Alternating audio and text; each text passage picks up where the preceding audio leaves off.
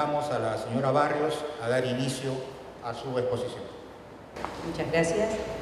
Muy buenos días a todos los presentes. Es un gusto estar el día de hoy con ustedes.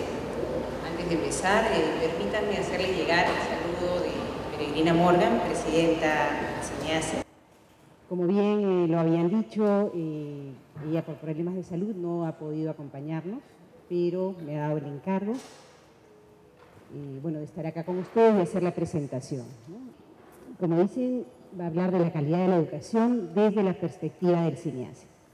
Escuchaba las palabras de presentación de Jorge Rivera, director del SENATI, ¿no? Y efectivamente, como él mencionaba, pues la educación termina siendo la base del desarrollo, ¿no? El desarrollo se sostiene en la formación del capital humano, y eso es algo que han entendido ya otros países como Finlandia, pero también otros países como Corea del Sur, ¿no? Que en 50 años pues ha remontado desde la pobreza y el analfabetismo de donde partió para llegar justamente, ¿no?, a desarrollar tecnología, innovación y productividad. ¿Qué implica para el SENIACE calidad de la educación? Para poder hablar acerca de ello, ¿no?, he pensado en poder compartir con ustedes primero un panorama general de lo que hace el SENIACE, de cuál es el encargo que tiene, digamos, cuál es la actuación para contribuir justamente con la calidad en la educación. Luego mirar también la concepción o cómo está mirando la calidad de la educación el SENIACE, sobre todo si es que, como vemos, el SENIACE tiene la tarea de evaluar y acreditar y certificar la calidad educativa. Queremos compartir algunos avances que se han tenido en estos años de implementación y concluir con algunas consideraciones, sugerencias, retos que se tiene como país para poder efectivamente alcanzar, ¿no?, la calidad de la educación que todos queremos. Primero, contextualizarnos, ¿no?, en el Sistema Nacional de Evaluación, Acreditación y Certificación de la Calidad Educativa. ¿Qué es?, ¿no? Es un organismo técnico especializado, una OTE, ¿no?, que está adscrita al Ministerio de Educación y tiene la finalidad, el gran encargo puesto en estos términos en la ley 28740, que es su ley de creación, de garantizar la calidad de la educación. Como comprenderán, ¿no?, creo que simplemente leer, ¿no?, esta finalidad realmente suena bastante ambiciosa, y para nosotros realmente como SENIACE lo que consideramos es que contribuimos, ¿no?, en este garantizar la calidad de la educación, ya que, como también ha sido mencionado, la calidad de la educación es una tarea de todos. También tiene como finalidad contribuir al desarrollo de las regiones y del país, aportando a la mejora de la competitividad, es otra de sus finalidades. Y una tercera finalidad, y no menos importante, tiene que ver con generar una cultura de evaluación para la mejora continua, ¿no? Y si se fijan, esta tercera finalidad planteada implica pues un trabajo a largo plazo, porque estamos hablando de hacer un cambio, ¿no es cierto?, en la manera de entender la evaluación, ¿no?, en la forma en la cual asumimos una evaluación, pero una evaluación para la mejora. El trabajo del SENIACE no está dado de manera aislada, está alineado con objetivos nacionales, lo vemos en la segunda columna que está puesta ahí, está alineado con la Ley General de Educación, ¿no?, desde la cual ya en el 2003 se habla de un Sistema Nacional de Evaluación, Acreditación y Certificación de la Calidad Educativa. También con el Plan Estratégico de Desarrollo Nacional, el Plan Bicentenario, ¿no?, y el Acuerdo Nacional, el Proyecto Educativo Nacional del 2021, donde se plantean todos los objetivos estratégicos para hablar de la educación que todos queremos en el Perú. El Plan Estratégico Sectorial Multianual PECEN, porque como les decía, estamos nosotros adscritos al sector educación y entonces tenemos que contribuir con los objetivos que se plantea el sector. Y bueno, en la agenda de competitividad, vamos a ver cómo en la agenda de competitividad 2014-2018 en el objetivo estratégico, en el eje estratégico 6 de capital humano, efectivamente tenemos metas, ¿no?, de responsabilidad del CINEASE y obviamente metas en las cuales también participamos y contribuimos en un trabajo intersectorial. Me parece importante mirar desde el CINEASE cómo es esto de garantizar la calidad educativa y por qué hablamos de acreditación y certificación, no solamente de acreditación. Si vemos en este gráfico, ¿no?, en la parte superior, habla justamente de formación integral y de calidad de las personas a lo largo de la vida, ¿no? Estamos hablando ya desde ahí que estamos marcando que la formación tiene que ser una formación integral y de calidad. Y el gran reto también aquí, para no perderlo de vista, es que es una formación que tiene que darse a lo largo de la vida, ¿no? Y esto se establece ya desde la Ley General de Educación. El sistema educativo peruano, ¿no?, está dividido en lo que es educación básica y en educación superior, y también se incluye como una forma de educación la educación comunitaria. El CINEASE actúa en todo el sistema educativo como tal, ¿no?, tanto en la educación básica y técnico-productiva como en la educación superior, que en el sistema educativo peruano se habla de superior, pedagógica, tecnológica y artes, que es lo que conocemos como la educación técnica, superior técnica, y la educación superior universitaria. La idea también es que desde el trabajo del CINEASE se contribuya a la articulación del sistema educativo. Es decir, que haya una mirada transversal que permita, a partir de la acreditación y la certificación, contribuir a que efectivamente el sistema educativo, ¿no?, funcione de manera articulada y que estos tránsitos entre la educación básica y la superior no sean efectivamente tan fuertes, es decir, que haya la posibilidad de una transitabilidad, ¿no? La acreditación y la certificación como mecanismos con los cuales trabaja el CINEASE tienen que retroalimentarse de alguna manera y contribuyen a asegurar la calidad de la educación, tanto en el ingreso al sistema educativo como en la salida. Y me paso a explicar, ¿sí? La persona que ingresa al sistema educativo, que va a elegir una institución educativa en la cual estudiar, la acreditación lo que le muestra o lo que les dice es cuál institución educativa, al estar acreditada, ofrece un servicio de calidad, ¿no? En ese sentido, el estudiante o la persona que ingresa al sistema educativo no va a tener esa garantía de que esa institución educativa que se elige para realizar su formación va a ser o va a brindar un servicio de calidad. Y a la salida, o cuando egresa del sistema educativo y empieza a trabajar, ¿no?, en su desempeño, la persona va a poder demostrar las competencias en las cuales ha sido formada, y estas competencias se evalúan en el desempeño y se certifica, ¿no?, las competencias en las que ha sido formada, y con esto se retroalimenta también al sistema educativo.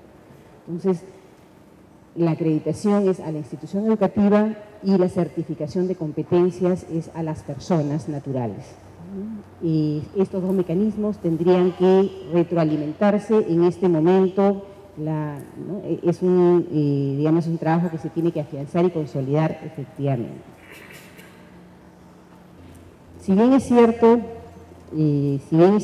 que el CINEASE tendría que trabajar sobre un sistema educativo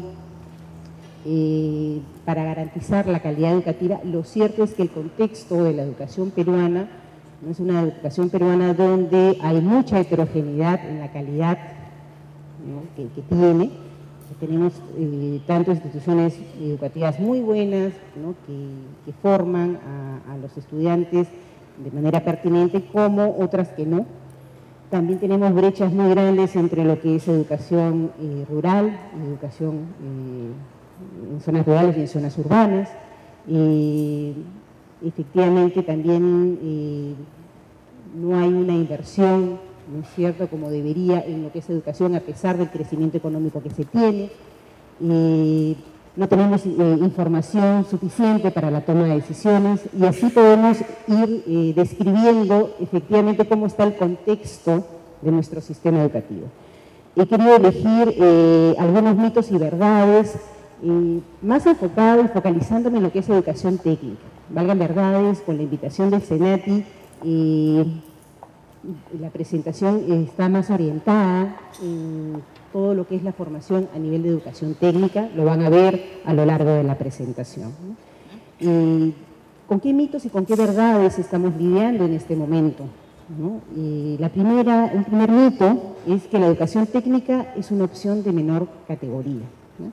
Y así lo podemos ver y lo hemos encontrado, por ejemplo, en estudios realizados por Gustavo Yamada, un estudio encargado justamente por el CINEASE, donde lo que nos dice Gustavo es que desde el nombre que usualmente recibe, educación no universitaria, la educación técnica, ya se induce a los jóvenes, ¿no?, que aspiran a estudiar en una universidad, induce a que los jóvenes aspiren a estudiar en una universidad, dejando la educación técnica como un premio de consuelo, para que los jóvenes más pobres, los menos hábiles y o menos informados, ¿no?, para ellos sería esta opción de la educación técnica, ¿no? Igualmente vemos en un estudio hecho por Ipsos, Apoyo, que más del 70% de los jóvenes con intención de seguir estudios superiores prefieren las carreras universitarias. Entonces, definitivamente hay vamos a decir, un privilegio de las universidades en desmedro de la educación técnica, pero esto es algo que está en nuestra cultura, ¿no? Por eso los mitos terminan siendo estas creencias que de alguna u otra manera nos llevan a terminar funcionando de una determinada manera, ¿no? Y efectivamente lo vamos viendo, y nos ponemos a pensar en un padre de familia que de repente un hijo ven y le dice que quiere ser electricista, pues yo les aseguro que lo más probable es que le digan, pero pues no, ¿cómo se te ocurre? O sea, tienes que ser un profesional y tienes que estudiar en la universidad, ¿no? Entonces, efectivamente, hay una valorización adecuada de lo que es la educación técnica. Y sin embargo, la verdad, y esto lo vamos a encontrar, estas verdades o lo cierto, en justamente documentos de política nacional, ¿no?, donde efectivamente se rescata y se focaliza aquello que se necesita hacer y se necesita realizar, ¿no? La verdad o lo cierto es que el mercado demanda cada vez más técnicos y que no se cuenta en el país con la mano de obra especializada que se requiere. Esto lo encontramos ya en el Plan Bicentenario, ¿no?, del Perú al 2021, elaborado por CEPLAN, y nos dice que el Perú necesita unos 300.000 profesionales de carreras técnicas para satisfacer efectivamente la demanda existente en la minería, en agroindustrias, en textiles, entre otros sectores de rápido crecimiento, ¿no? Lo cierto es que encontramos que terminamos importando mano de obra especializada, ¿no? Y con todas las instalaciones, por ejemplo, del gas en Camisea, se ha tenido que importar a técnicos para soldadores de tuberías que no se tenían acá en Perú. Otro mito, ¿no?, es que se debe ofrecer lo que los estudiantes quieren estudiar. ¿Qué implica esto de acá, ¿no? Implica que terminas teniendo carreras que se ofrecen que no necesariamente responden a lo que demanda o necesita el mercado, la empresa o el sector productivo, ¿no? Vamos viendo, ¿no?, Sasa Consultores en el 2013, en un estudio encargado justamente por el Consejo Nacional de Competitividad, ¿no?, nos dice que una de las razones frecuentes asociada a la reducida pertinencia entre la oferta formativa y los requerimientos del sector empresarial es el que se brinden determinadas carreras que son las demandadas por los estudiantes o los de sus familiares, ¿no? Igualmente, ¿no?, una encuesta de Manpower sobre escasez de talentos a nivel de América Latina nos dice que el 42% de las empresas peruanas indicaron que tuvieron dificultades para encontrar a un profesional con las características requeridas para el puesto, es decir, con el perfil de formación que se requiere. Y lo cierto es, yo les comento, un estudio realizado por el CINEASE, justamente encargado, ¿no?, por el CINEASE en la región, en el Callao, el primer puerto del Perú, y dicen que también de América Latina, en toda la costa del Pacífico. Cuando se hizo el estudio para ver qué es lo que ofrecían o lo que ofertaban los centros de educación técnico-productiva, lo que nos conocemos por CETPRO, Bueno, ¿qué creen que es lo que resultó ahí? Que lo que se ofrecía, ¿no?, era en su mayoría cosmetología, ¿no?, y peluquería. En el primer puerto del país, ¿no?, donde debería estar formándose justamente, ¿no?, a los operadores de las grúas portuarias, todo el tema de almacenamiento. Entonces, efectivamente, cuando uno pregunta, lo que te dicen es que eso es lo que quieren, ¿no?, estudiar, eso es lo que demanda la persona o el estudiante, sin pensar necesariamente en qué es lo que está demandando el entorno, la región, ¿no?, los sectores productivos como tal.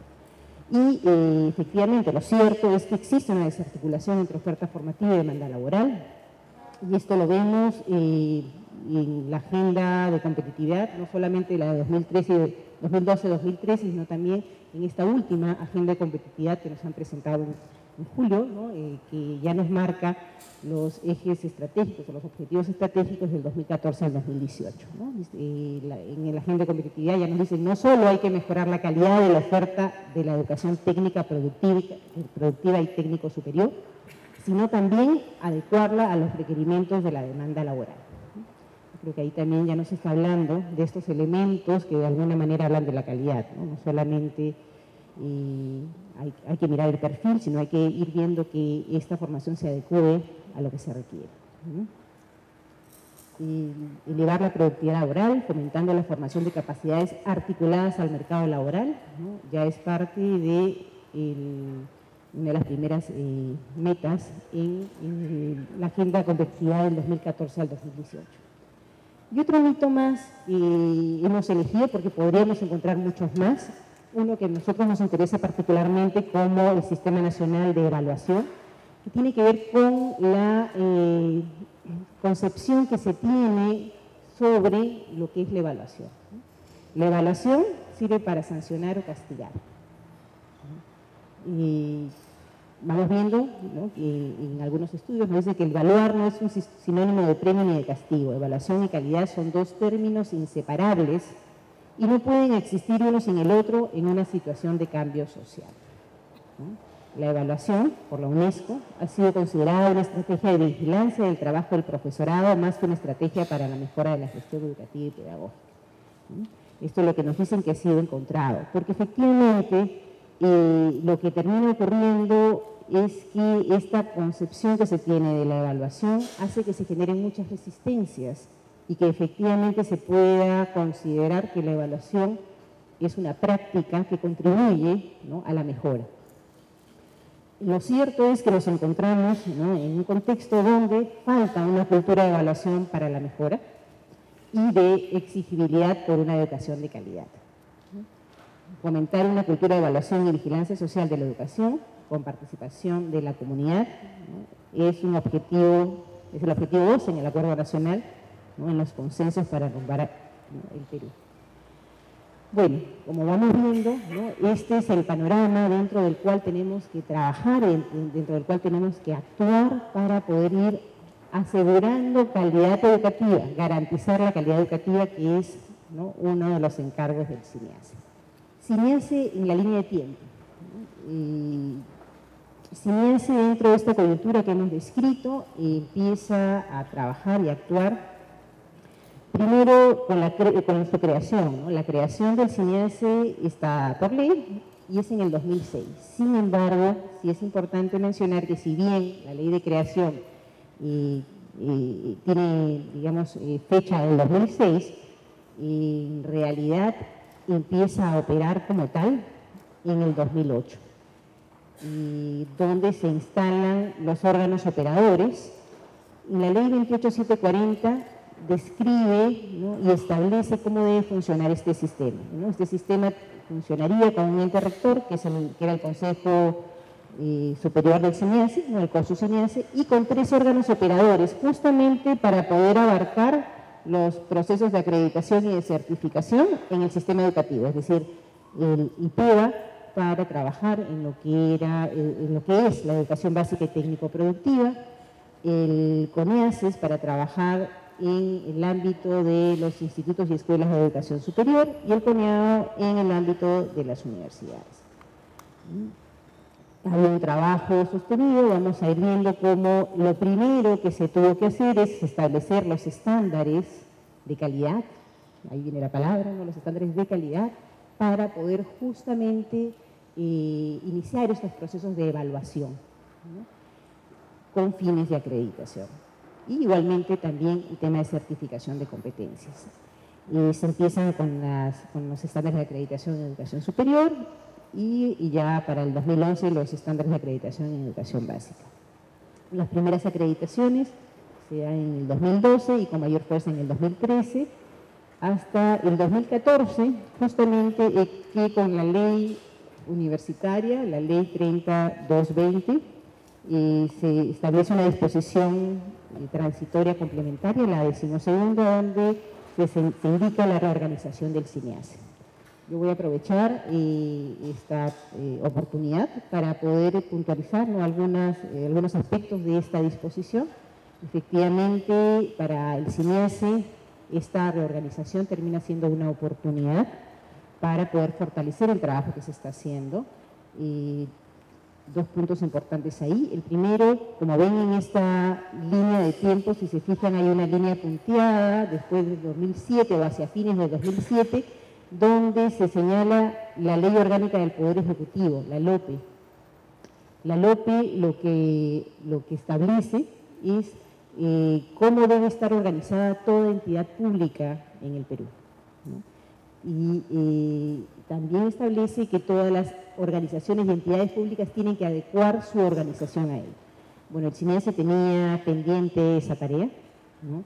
Y efectivamente en una entidad pública no cabe que hayan 3 directores, sino solamente uno, y es por eso que en esta disposición y en esta reorganización del CINEACE ya hablamos solo de una sola entidad, no del CINEACE, con sus direcciones de acreditación y de certificación.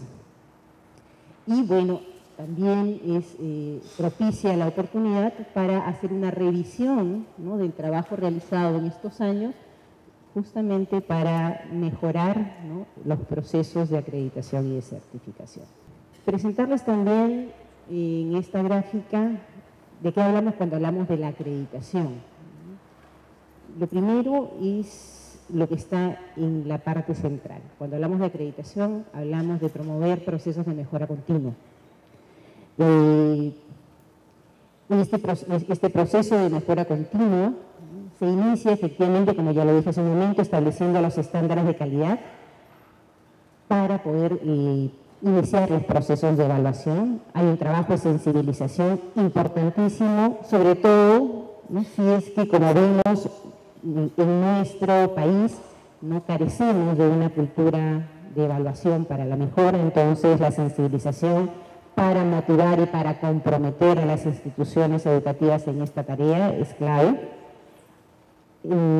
A continuación vamos viendo el proceso de autoevaluación, que es el que realiza la propia institución educativa con los estándares establecidos, para pasar luego a la evaluación externa y a la acreditación. Si nos fijamos y nos vemos en este círculo virtuoso, el proceso más largo, más amplio, el que requiere más esfuerzo, donde se tiene que invertir, ¿no?, mayores recursos, tanto a nivel de tiempo, de recurso humano como de recursos económicos, es el proceso de autoevaluación.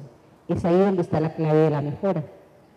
¿Por qué? Porque es la propia institución la que se mira, ¿no?, teniendo como referente estos estándares, reflexiona acerca de su práctica y establece, ¿no?, cuáles son las brechas entre cómo está funcionando y los estándares de calidad que se constituyen como metas o expectativas a alcanzar.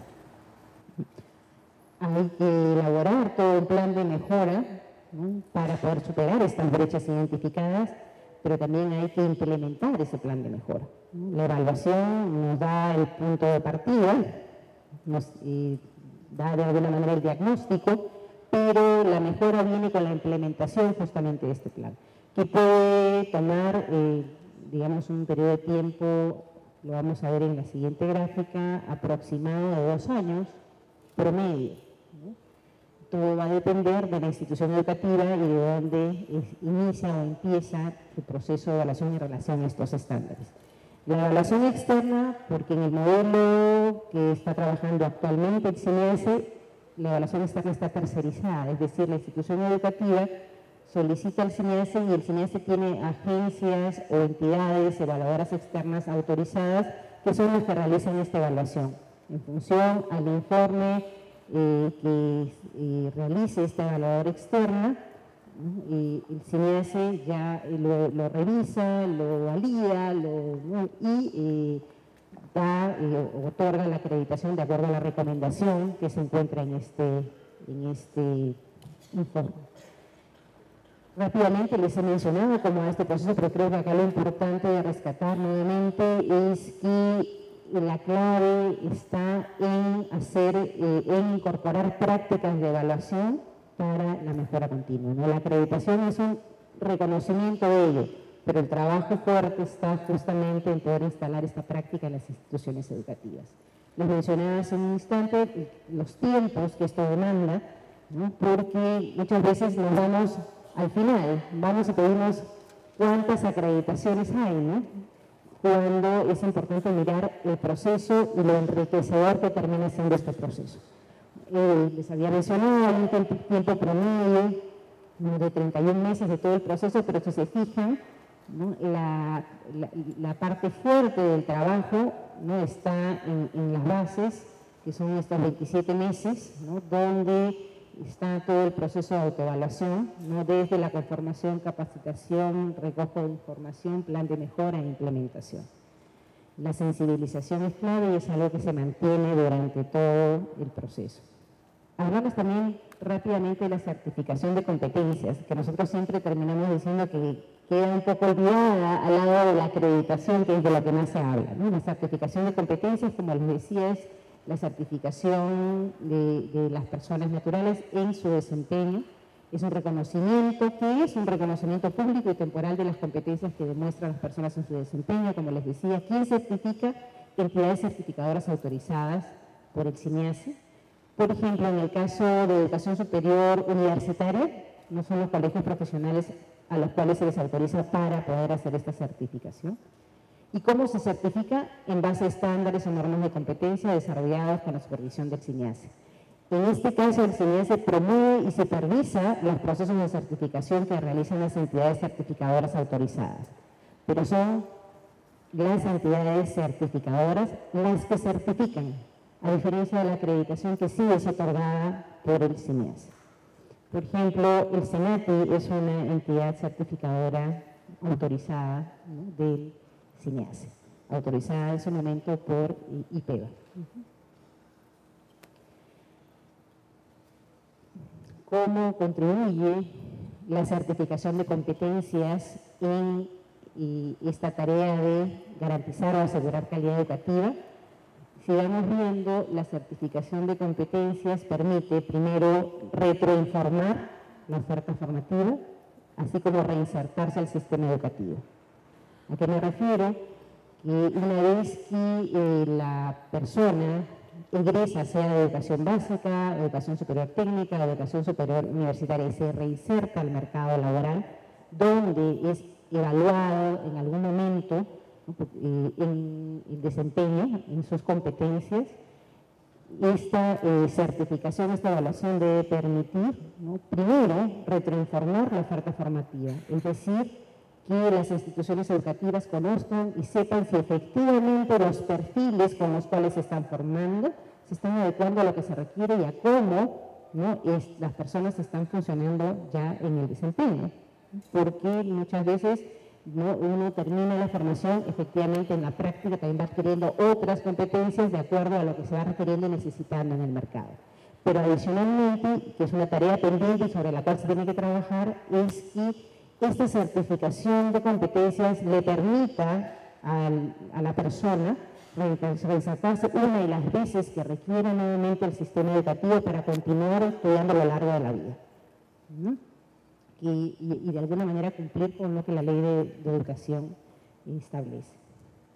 Hemos hablado mucho de calidad y del término de calidad y nos parece importante hablar también acerca de cómo el CINEASE se aproxima y aborda este tema de calidad. Edwards ya nos decía que la calidad termina siendo un concepto vacío, ¿no? Un concepto vacío, en tanto es un concepto que nosotros terminamos llenando con contenidos y con significados, ¿no? Y lo podemos ir comprobando porque si es que nos vamos preguntando o preguntamos a diferentes actores qué es lo que entienden por calidad, seguramente vamos a encontrar diferentes contenidos y significados. De ahí que nos parece importante poder hablar de consensos, ¿no? Porque los consensos sobre calidad educativa implica tomar decisiones acerca de cómo vamos a entender, cómo vamos a conceptualizar lo que es calidad, y sobre todo calidad en educación. UNESCO ya nos dice, ¿no?, la calidad de la educación siempre está en el centro del debate y es una aspiración constante de los sistemas educativos en todos los países. Se trata de un concepto con una gran diversidad de significados, con frecuencia no coincidentes entre distintos actores, porque implica un juicio de valor respecto al tipo de educación que se quiere para formar un ideal de persona y de sociedad.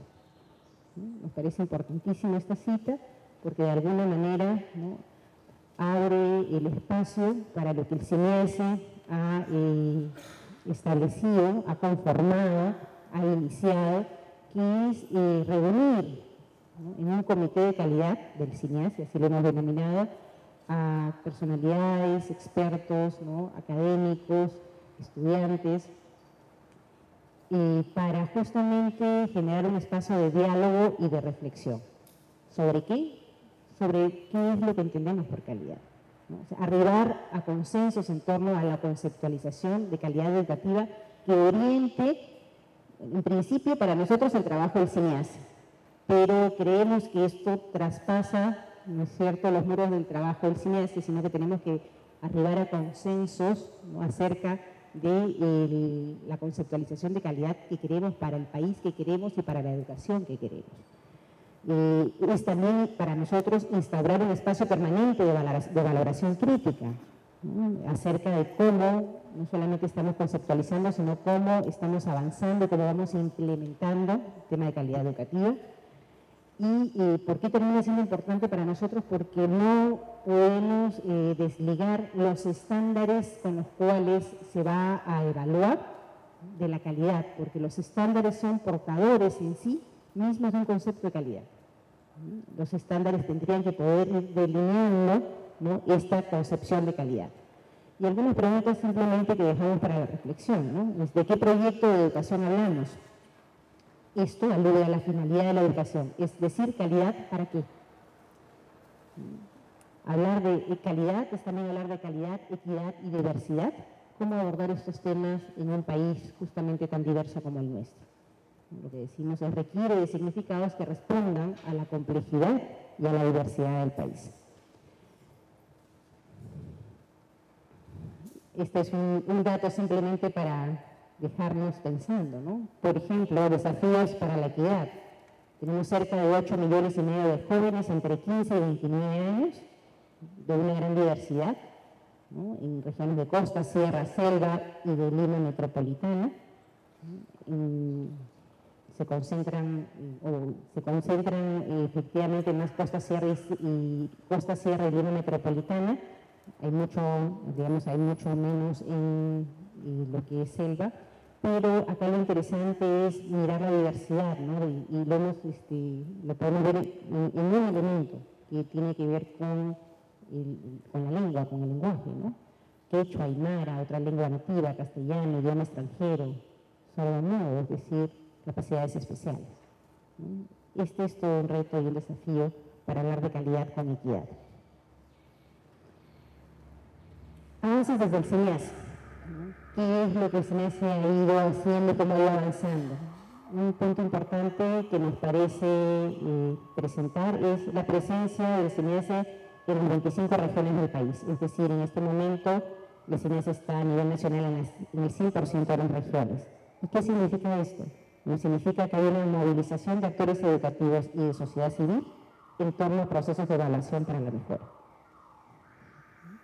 Estamos viendo, ¿no?, efectivamente en Lima está mucho más concentrada la presencia, Estos números y estos datos están referidos a los números de comité de calidad que se han instaurado o que se han conformado en las diferentes instituciones educativas, tanto en educación básica como en educación superior. Y efectivamente, ahí ven en la colita, ¿no?, está Amazonía y Tumbes con más bajos resultados en ese sentido, de conformación de comités de calidad. Además, ¿no?, hay alianzas estratégicas establecidas con instituciones y entidades tanto públicas y privadas, porque, como decíamos, el trabajo por calidad educativa no es un trabajo que pueda hacerla sola una institución. Entonces, se han generado redes de apoyo en 10 regiones. Ayacucho, Arequipa, Cajamarca, Cusco, Huánuco, Ica, La Libertad, Lambayeque, Moquegua, Piura, donde se han establecido diferentes convenios y se han conformado diferentes mesas, ¿no?, mesas académicas, mesas regionales de acreditación, donde no solamente está involucrado el gobierno regional y también local, sino también la Cámara de Comercio. Es decir, los empresarios están involucrándose, ¿no?, ya en temas de calidad educativa. También hay convenios con Plan Internacional, UNICEF, PROMPERÚ. Con PROMPERÚ es muy interesante porque el convenio está referido a la educación básica. Las instituciones educativas de educación básica acreditadas serán los colegios marca Perú, ¿no?, con la Confe y Alegría y con el Instituto Apoyo. Y algo que ya había mencionado al inicio, como la acreditación y la certificación de competencias están puestas ya en la agenda pública, ¿no?, en la agenda de competitividad de 2014 al 2018, y yo en el eje estratégico, efectivamente, capital humano, yo quería resaltar la meta 39, que habla de duplicar el número de carreras universitarias con acreditación de calidad y que el 80% de instituciones técnicas cuenten con al menos una carrera acreditada. Esta es una meta, ¿no?, que, si bien es de responsabilidad del CINEASE, como vamos viendo, nos involucra a todos. Avances ya puntualmente en lo que es acreditación como tal. Tenemos al 31 de agosto del 2014, este es el último reporte de monitoreo, 55 instituciones educativas acreditadas, 32 carreras corresponden a institutos de educación superior tecnológicos, técnicos, 3 pedagógicos y 20 carreras universitarias. Esta acreditación tiene una vigencia de 3 años. Hay 55 acreditados, hay 6 que están en evaluación externa, ¿no?, como veíamos en el proceso, a punto de pasando su evaluación externa. Están 3 carreras de institutos de educación superior tecnológicos, un pedagógico y 2 carreras universitarias.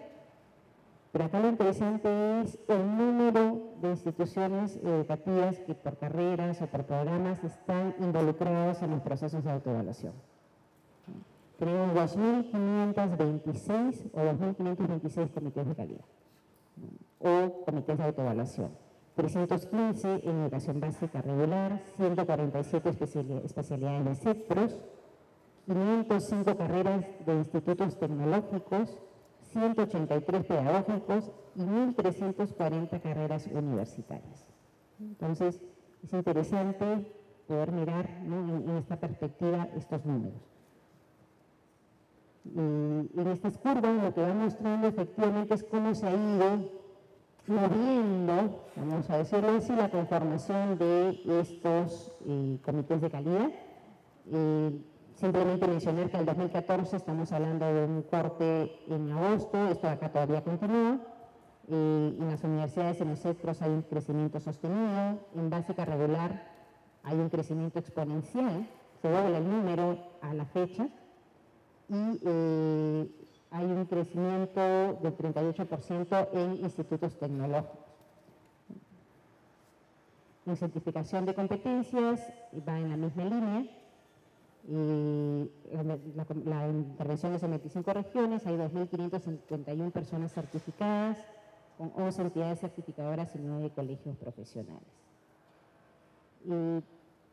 Presentarles rápidamente algunos datos de, como les dije, focalizados de repente en educación técnica, ¿no? Son 282 institutos con 551 carreras a lo largo de cada una de las regiones, como las vamos viendo ahí. Este gráfico muestra no solamente la autoevaluación, sino la evaluación externa y la acreditación. Lo interesante acá es que, si bien es cierto que en el total de institutos tecnológicos o de educación técnica, la mayoría, o sea, el 61% son privados y el 39% son públicos, de los que han iniciado, los que se han involucrado en los procesos de acreditación, el 70% son públicos y el 30% son privados. Es decir, el número de institutos privados es mayor que el de los públicos en un 20%. Sin embargo, el total de los institutos tecnológicos que han entrado al proceso de acreditación, el número de públicos es más del doble que los privados. El 58% de los públicos han iniciado su proceso de acreditación versus el 16% de los privados. Sin embargo, acá hay otro dato interesante: si bien son más los públicos los que logran la acreditación, o los que han alcanzado, los que han llegado ya a acreditarse, son más privados que públicos. Aquí la hipótesis es que efectivamente a los institutos públicos les demanda mayor tiempo y esfuerzo alcanzar los estándares de calidad, así como implementar planes de mejora. Los institutos públicos no disponen de recursos propios para poder hacer esas inversiones. Acá está, por número, el tipo de carreras, simplemente resaltar y mirar cómo toda la parte tecnológica, ¿no? Toda la parte, están más abocados a servicios, ¿no? Falta toda la parte tecnológica, productiva en los institutos técnicos para que ingresen a estos procesos de autoevaluación. Consideraciones finales. Lo primero es situar la acreditación dentro de este sistema de aseguramiento de la calidad de la educación superior, donde la acreditación es uno de los 4 pilares que ha presentado el Ministerio de Educación, ¿no? Acompañado del licenciamiento. En el caso de las universidades, esto ya está establecido, ¿no es cierto?, con la SUNEDU, en la nueva ley universitaria, que será encargado de la SUNEDU de licenciamiento y la acreditación del CINEASE. El licenciamiento son los estándares mínimos básicos con los cuales inicia su funcionamiento en una institución educativa y de carácter obligatorio, y la acreditación viene a situarse luego, ¿no?, o sobre estos estándares mínimos para poder hablar de estándares de mayor exigencia. Y en el caso de los institutos tecnológicos, están trabajando, es una nueva ley de institutos actualmente. Y simplemente decir que en este momento estamos haciendo una revisión de nuestros procesos para poder darle viabilidad, pertinencia, transparencia y lograr el impacto que se quiere, tanto a nivel de los procesos de evaluación como los estándares de calidad. Simplemente dejar acá algunas ideas sobre las cuales hay que seguir trabajando. La primera es la revalorización de la formación superior técnica, un marco legal para un sistema integrado de educación superior que facilite las pasarelas, eso está propuesto por el Consejo Nacional de Educación. La articulación de la oferta formativa con la demanda del mercado laboral a nivel local, regional y nacional. La promoción y la incorporación de la formación dual. El aprovechamiento de experiencias exitosas en la generación de políticas públicas. Una mayor participación de los empresarios y el sector productivo en la determinación de perfiles y articulación entre oferta formativa y mercado laboral. Y la reconversión de los perfiles docentes, ¿no?, de los institutos superiores. Y hay algunas consideraciones más para acreditación, y lo que voy a hacer es dejar el PPT para que puedan, en todo caso, imprimirse y poderlo distribuir, si les parece, y más bien dejamos el espacio para el diálogo. Muchas gracias.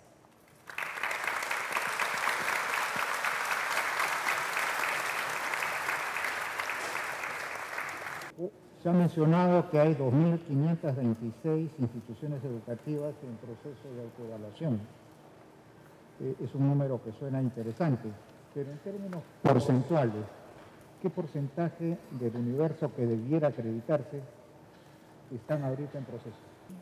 Efectivamente, tendríamos que ir mirándolo por las etapas en los niveles de educación, ¿no? En educación superior, estos procesos, digamos, han sido iniciados y están avanzando mucho más. En realidad estamos hablando, por ejemplo, A nivel de las universidades, contamos en este momento con las universidades que tienen la autorización definitiva de funcionamiento. Vamos a hablar de es uno de los primeros criterios, por ejemplo, para poder entrar a un proceso de autoevaluación con fines de acreditación. De estas 87 universidades, 79, es decir, el 91% de las universidades tienen por lo menos una carrera, ¿no?, con un comité de autoevaluación formado, ¿no?, que está en su proceso de autoevaluación con fines de acreditación. En el caso de los institutos, efectivamente, ahí sí estamos hablando de un 40%, 38-40% en los técnicos. Esto es un poco menor en los pedagógicos, por ejemplo, ¿no? En los pedagógicos, efectivamente, es algo todavía que se tiene que reforzar más. Y en el caso de la educación básica, ¿no?, efectivamente, como veíamos, el inicio de estos procesos ha sido posterior y lo que hemos visto es que del 2013 al 2014 ha habido un crecimiento exponencial. En la educación básica hablamos de otras características y hablamos de otra situación distinta.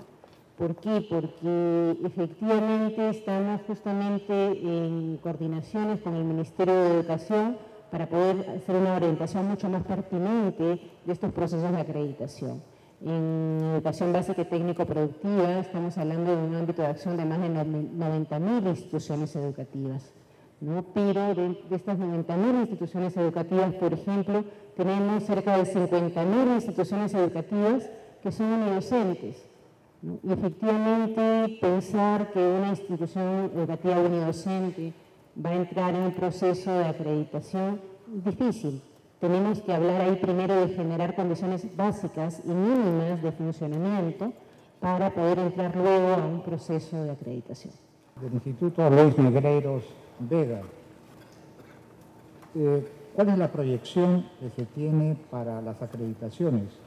¿En cuánto tiempo en general se proyecta acreditar a todas las instituciones educativas? Y en todo caso, ¿qué pasará con aquellas instituciones que no logran la acreditación? Bueno, interesante la pregunta a nivel de proyecciones, porque efectivamente el CINEASE en este momento está en una etapa, como les comenté, de fortalecimiento, ¿no?, donde se está haciendo toda una revisión de los procesos de acreditación y de certificación. En el caso, por ejemplo, de la acreditación en universidades, se ha iniciado esta revisión con una consultoría internacional nacional que nos permite efectivamente ir evaluando lo actuado y ir mejorando, ¿no? O sea, una de las cosas que nosotros decíamos es, nosotros promovemos que las instituciones educativas se autoevalúen para mejorar. Bueno, eso hay que empezarlo por casa, ¿no? Entonces, el CINEASE se está autoevaluando también para poder mejorar sus procesos, para hacerlos más pertinentes y para lograr impacto, como les decía. Creo que es importante entender que la acreditación como tal lo que hace es reconocer, ¿no?, dónde hay un trabajo de mejora y dónde se han logrado ciertos estándares. Y también creo que hay una labor importantísima del CINEASE que es de retroinformar, porque efectivamente donde no se logre, donde no se avance hacia la calidad, se tendrá que informar pues al Estado, se tendrá que informar al sector, se tendrá que informar a la sociedad en general, a los empresarios, porque se tendrán que tomar medidas, se tendrán que orientar políticas, se tendrán que orientar recursos que permitan efectivamente que esas instituciones educativas logren la calidad, ¿no? Como les decía, la acreditación no es un fin, es un medio, y lo que procura la acreditación en todo caso es instalar prácticas de mejora continua. El acreditarse es un reconocimiento que se logra, que es temporal y que tiene una vigencia. ¿Por qué? Porque la idea es que las instituciones educativas, al tener una práctica incorporada, no dejen esta práctica de autoevaluarse y no dejen de mejorar continuamente o permanentemente. ¿Cuál es el plan estratégico para renovar o modificar la articulación dentro del sistema educativo.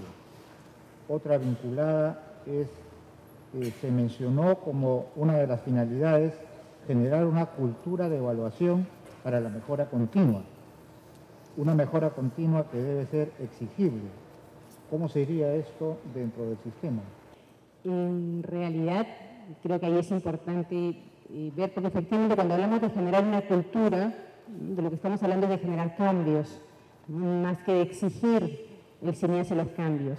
La exigibilidad de la calidad tiene que venir de todos los actores, es decir, yo, usuario del sistema educativo, tengo que poder exigir que voy a recibir calidad, ¿no?, en el servicio que me están ofreciendo, ¿no? Y eso de ahí implica generar cambios en la cultura, no solamente dentro del sistema educativo, no solamente dentro de los actores que están involucrados en, ¿no?, la tarea de la educación, sino también generar cambios en la cultura de la sociedad, ¿no?, para efectivamente poder tener la capacidad de exigir que cuando pongo a mi hijo, por ejemplo, en una institución educativa, ¿no?, exigir que yo reciba o que mi hijo reciba una formación que efectivamente responda, ¿no?, a las expectativas y que responda a los perfiles y que responda a la misión que esa institución educativa tiene, ¿no? El cambio, como vemos, de cultura es un cambio que va más allá de la propia institución educativa y del sistema educativo. Siendo las instituciones públicas, las instituciones educativas públicas, las que tienen mucho más alumnos, mucho más personal, ¿cómo se logra que tengan más acceso a estos procesos de acreditación? Considerando que tienen un costo y que son básicamente efectuadas por evaluadores externos, o sea, porque el CINEACE terceriza, por así decirlo, este servicio. Las instituciones privadas son las que tienen tal vez más facilidades. ¿Cómo hacer con las entidades públicas que son mayoritarias? Efectivamente,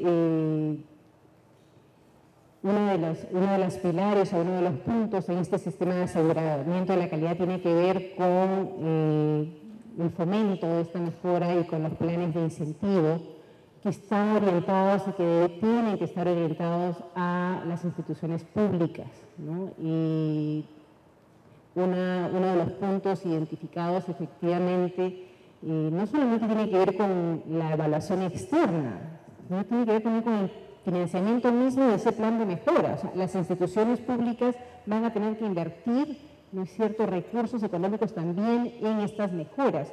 Efectivamente, nos hemos encontrado con casos donde hay mejoras que tienen que ver más con la forma de organización, con instrumentos de gestión, que los están desarrollando, pero también es cierto que hay otras mejoras que requieren una inversión económica.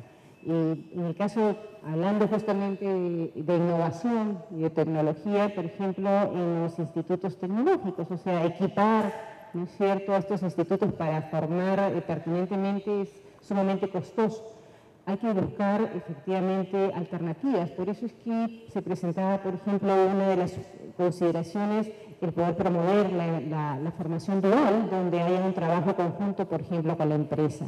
Pero en lo que toca efectivamente desde el sector, se está trabajando en poder promover proyectos de inversión pública.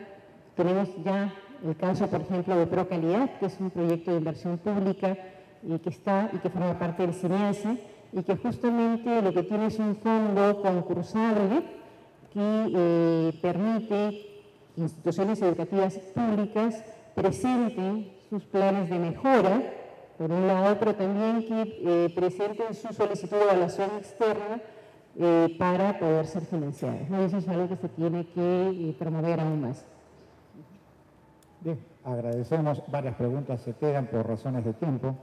Agradecemos la exposición de la doctora Carolina Barrios Valdivia y como un testimonio de agradecimiento por la participación del CINEACE en este encuentro con educadores, nuestro director nacional, señor Jorge Rivera, hace entrega de un pequeño recuerdo, un presente.